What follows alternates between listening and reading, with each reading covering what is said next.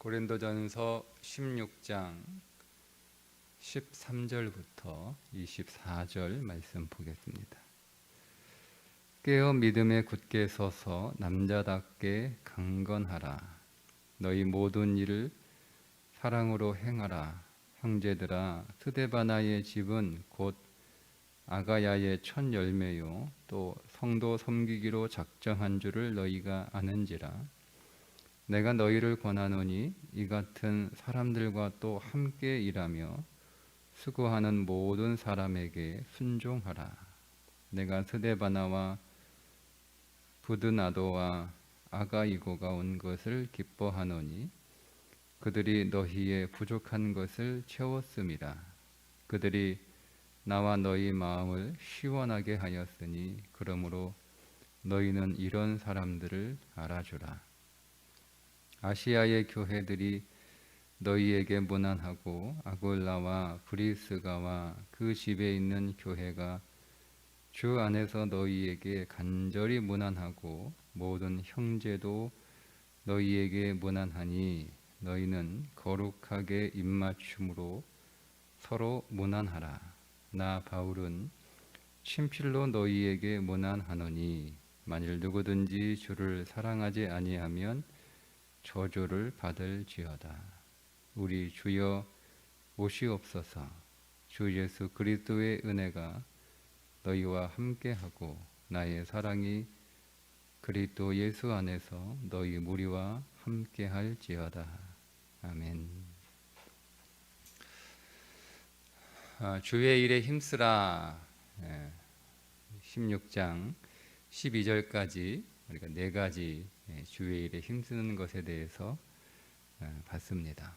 오늘은 그거에 이어서 주의 일에 힘쓰는 것은 어떤 것인가를 좀 더 나눠보도록 하겠습니다. 오늘 말씀에서 주의 일에 힘쓰는 것은 앞에 네 가지는 교회 안에서의 교회를 세우는 그 주의 일이라면 오늘은 교회 밖을 향하여 주의 일에 힘쓰는 내용입니다. 그것을 13절에서는 이렇게 한 구절로 깨어 믿음에 굳게 서서 남자답게 강건하라 이렇게 말씀하고 있는데 그건 다 개별적인 것들이에요. 그러니까 세상을 향해서 교회는 깨어 있어야 되고 믿음에 굳게 서 있어야 되고 남자다워야 되고 강건해야 된다 이런 말씀입니다. 그러니까 교회를 세운다라고 하는 것은 교회를 건강하게 또 아름답게 영광스럽게 세운다라고 하는 것은 세상을 향해서 교회가 깨어 있어야 되고 교회가 믿음에 굳게 서 있어야 되고 또 남자다워야 되고 강건해야 한다. 깨어 있다라고 하는 말은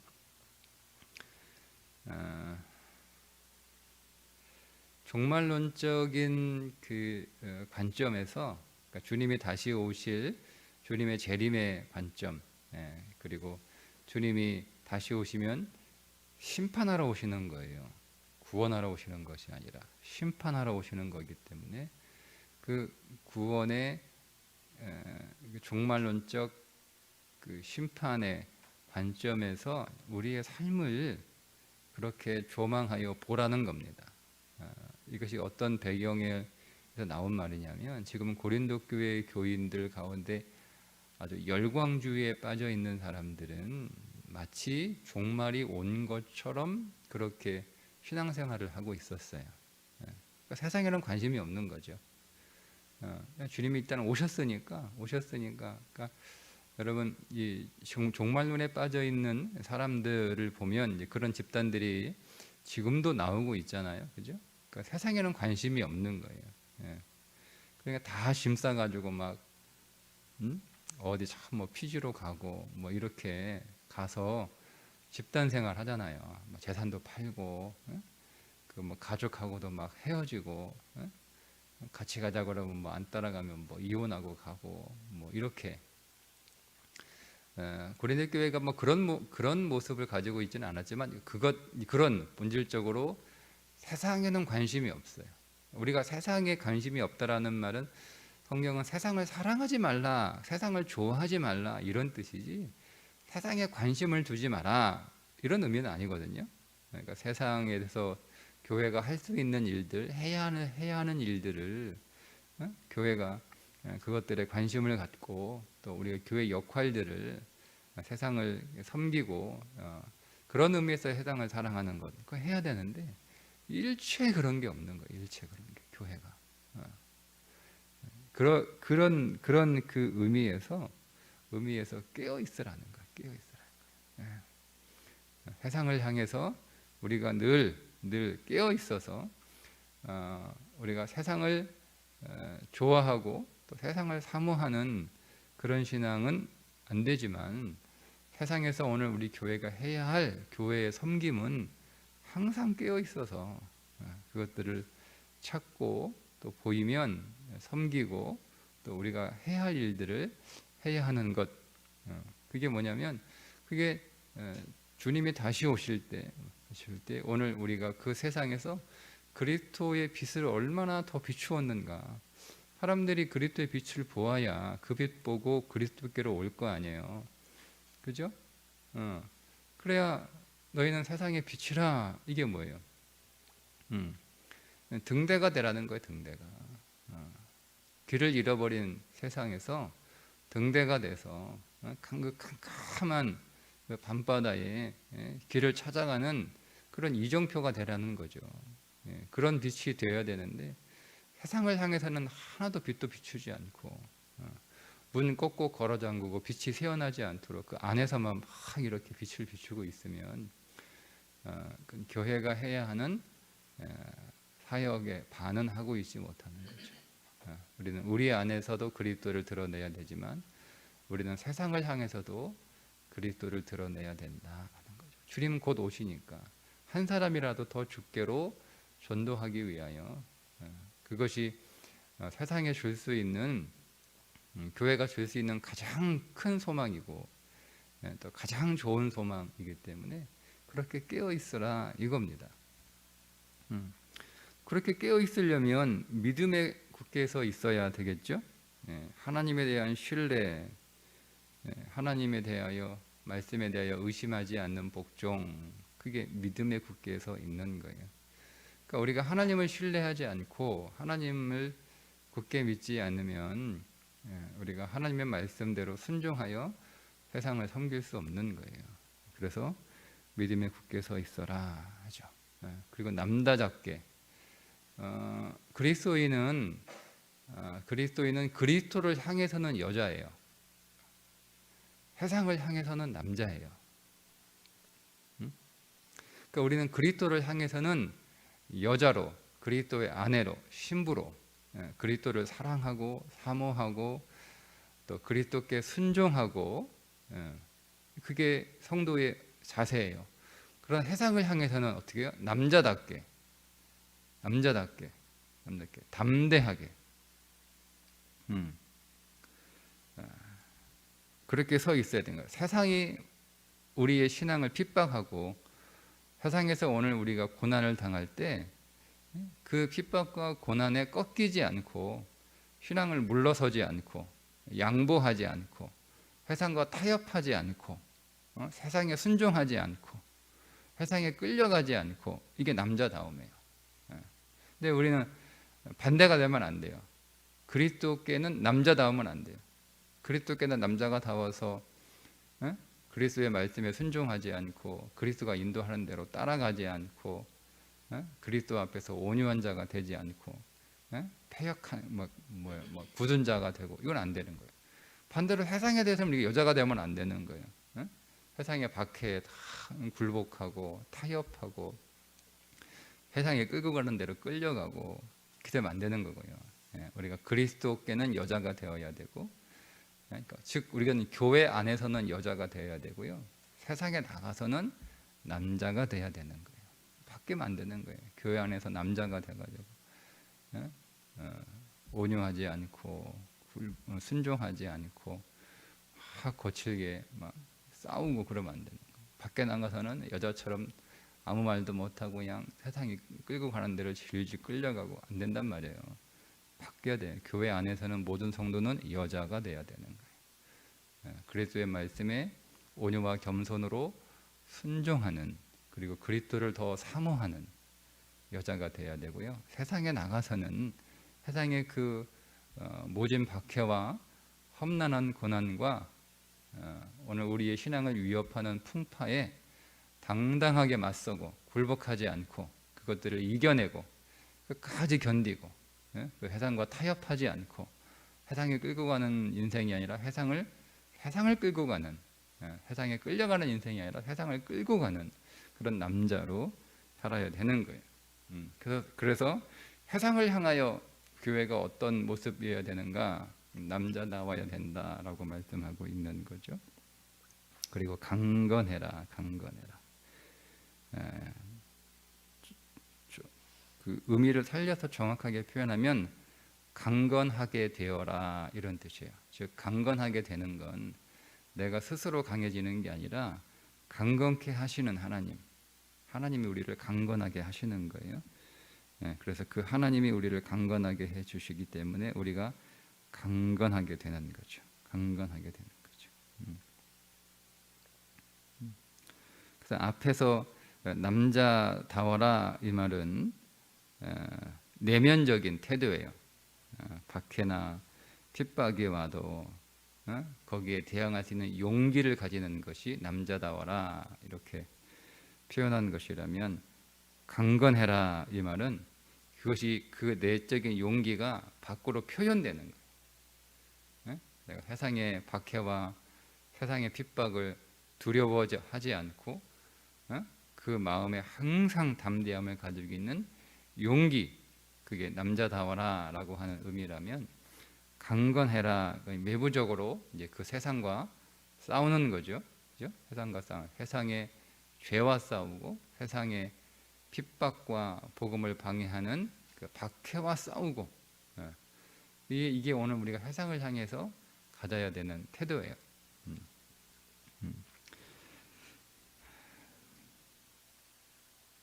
두 번째는 여섯 번째가 되겠죠. 스데바나의 충성스러운 섬김을 인정하라는 거. 인정하라. 자, 고린도 교회 안에 스데바나라고 하는 사람이 있었는데, 이 가정입니다. 이 사람이 아가야에서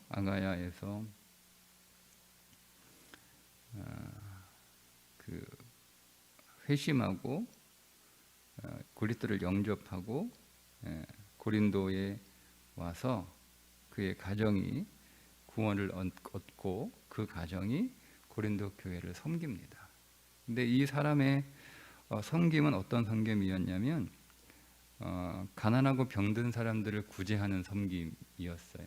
그리고 자기의 집을 공식적인 모임, 교회 모임의 장소로 제공하는 섬김이었어요.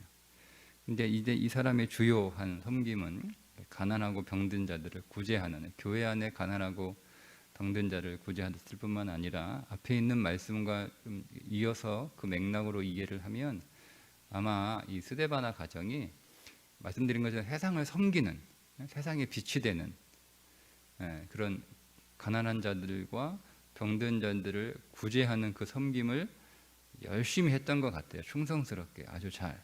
그런데 이 스데바나가 직분을 가지고 있다라고 하는 그 내용은 성경에 나타나고 있지 않거든요.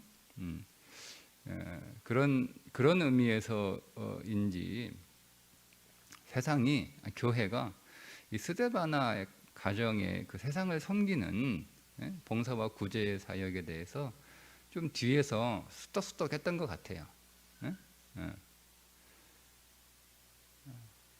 그러니까 뭐 교회에서나 잘하지, 밖에 나가서 구제하고 뭐 섬기고, 물론 교회도 잘하죠. 근데 이게 좀 어떤 의미에서 좀 이렇게 안 읽고 온 눈으로 이 스데바나를 본 것 같아요. 그의 사역을 인정하지 않고.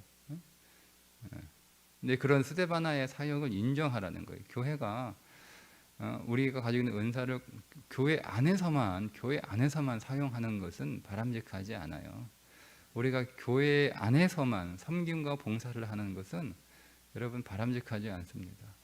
우리는 교회 안에서의 섬김과 더불어서 교회 밖에서 세상을 섬기는 섬김의 사역이 있어야 되거든요. 근데 그걸 모든 사람들이 다 내가 교회 안에서도 세상을 섬기고 교회 밖에 세상을 이렇게 할 수는 없잖아요. 그죠? 하나님이 은사를 주셔서 교회 안에서 섬김을 주로 하는 사람이 있는 반면에 또 은사를 주셔서 이 사람은 교회 안에서의 섬김보다는 교회 밖에서 세상을 섬기는 섬김의 은사를 주신 사람도 있단 말이에요. 아마 스데바나가 그런 류의 사람이었던 것 같아요. 교회 안에서의 섬김보다는 교회 밖에서의 섬김을 더 많이 한 거죠. 더 잘한 거죠. 근데 지금 고린도 교회 문제는 사실은 세상은 관심 없고 교회 안에서 누가 더 신앙이 좋냐, 누가 더 영적이냐 이런 거 가지고 서로 막 키재기하고 경쟁했던 교인들이잖아요. 그러니까 스데바나의 교회 안에서의 섬김은 자기들에 비해서 조금 그 비중이 작고 약하니까 무시하는 거예요. 대신 이제 교회 밖에서 열심히 잘 이렇게 섬기니까 그거를 우리는 교회 안에서 교회를 섬기라고 주시는 뭐 가르치는 은사, 뭐 예언의 은사 이런 거 주셨는데 하나님께서는 당신에게 봉사와 구제의 은사를 주셨나 보다. 참 귀하다. 이렇게 인정해 줘야 되는데 그 인정 안 한 거예요. 그래서 사도 바울이 그 소식을 듣고 인정하라는 거예요. 인정하라는 거예요. 알아주라는 거죠. 그죠? 18절 그들이 나와 너희 마음을 시원하게 하였으니 그러므로 너희는 이런 사람들을 알아주라. 알아주라는 거예요. 왜 몰라주라는 거예요? 여러분, 우리가 이렇게 여러분 시야가 넓어야 되는 거예요.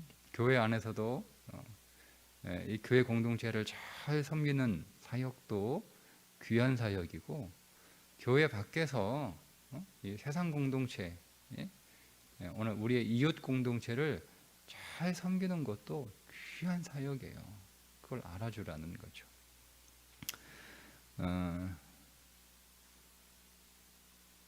17절에 사도 바울이 이렇게 얘기합니다. 스데바나와 부드나도와 아가이오가 온 것을 기뻐하노니 그들이 너희의 부족한 것을 채웠음이라. 그러니까 지금 사도 바울이 에베소에 있거든요. 그 에베소에 스데바나와 부드나도와 아가이오가 온 거예요. 바울을 만나러. 바울이 자기를 만나러 온 이 세 사람을 만나서 교제하는 것이 너무 기쁜 거예요. 왜냐하면 지금 사도 바울 안에는 고린도 교회하고 계속 이렇게 교통하고 교제하고 해야 되는데 그게 지금 현실적으로 바울이 이곳저곳을 다니면서 전도하느라 못해서 늘 아쉬움으로 남아 있었거든요. 그런데 이제 그런 아쉬움을 갖고 있었던 사도 바울이 고린도 교회에서 세 사람이 와가지고 그 세 사람과 친밀하게 교통하고 교제하고 또 은혜 안에서 삶과 또 신앙을 이렇게 나누는 것이 너무 좋은 거죠. 왜냐하면 그것은 내가 지금 그동안 아쉬웠던 고린도 교회 성도들과의 교통과 교제의 아쉬움을 채워준 거예요. 그게 너희의 부족함을 채워줬다라는 말의 의미예요. 그동안 사도 바울은 고린도 교회하고 계속 교제하고 싶었는데 그 교제가 끊어진 거예요. 그러다 보니 좀 여러 가지 신앙적인 문제가 나타나고 있었잖아요.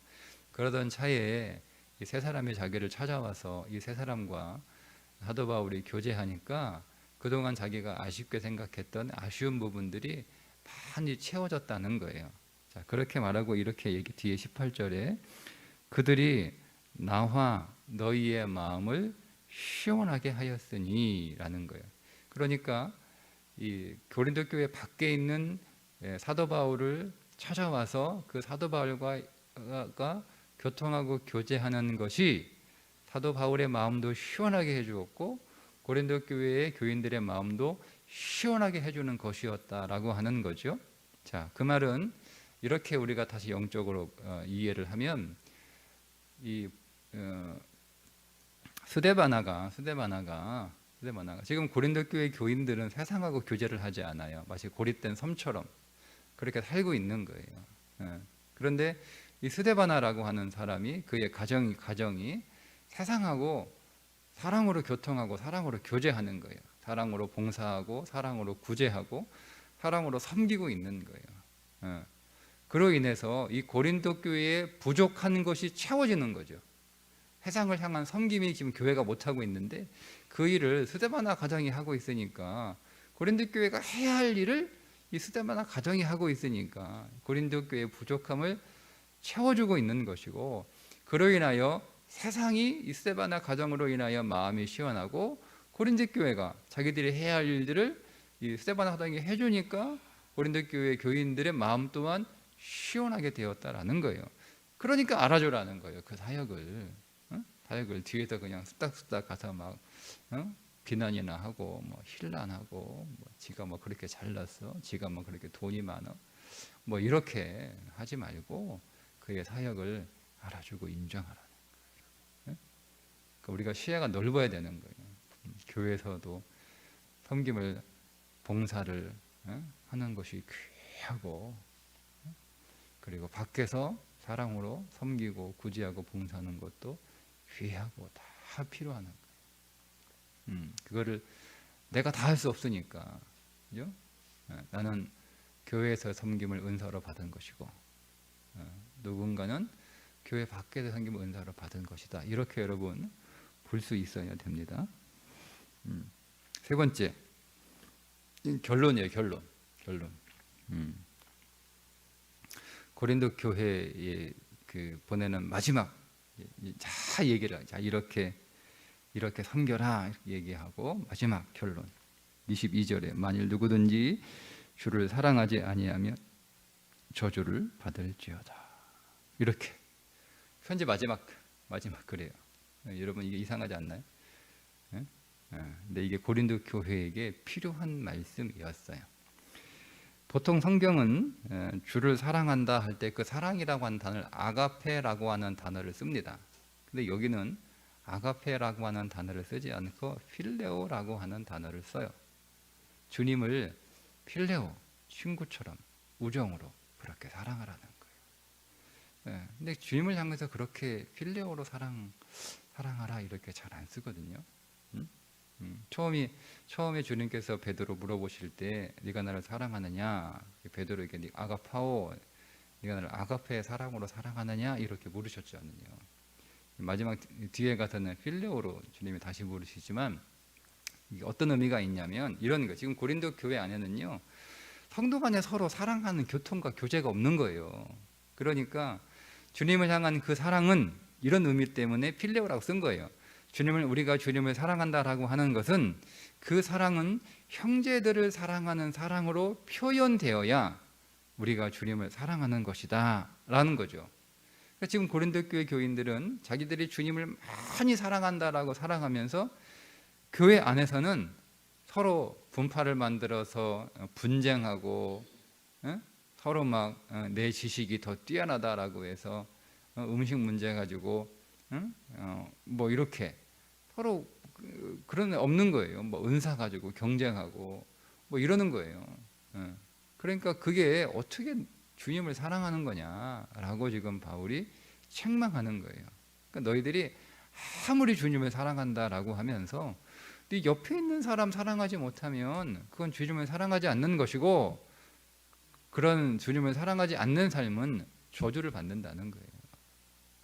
그러니까 정신이 번쩍 들죠. 고린도 교회인들이 자기 딴에는 내가 주님 많이 사랑한다, 하나님을 잘 믿고 있다라고 생각했는데 그 증거가 있어야 될 거 아니에요. 증거가 막 교회에서 막 방언하고 막 뭐 이런 게 증거가 아니에요. 증거는 뭐예요? 옆에 있는 사람을 사랑하는 거예요. 필레오. 우리가 사람을 아가페로 사랑할 수는 없어요. 그건 못해요. 필레오. 그래서 주님이 베드로에게 네가 나를 사랑하느냐, 필레오로 사랑하느냐 물어보시는 거예요. 그리고 사명을 주시죠. 내 양을 먹이라는 거예요. 그게 나를 사랑하는 거죠. 주님을 사랑하는 게 뭐예요? 내 양을 먹이라. 양을 먹이는 게 주님을 사랑하는 거예요. 만약에 우리가 그냥 주님한테만 막 이렇게 잘하는 게 주님을 사랑하는 거라면 주님이 베드로에게 너 앞으로 나한테 잘해 뭐 이렇게만 말씀하시면 되죠. 네 양을 내 양을 먹이라는 거, 내 양, 양을 먹여.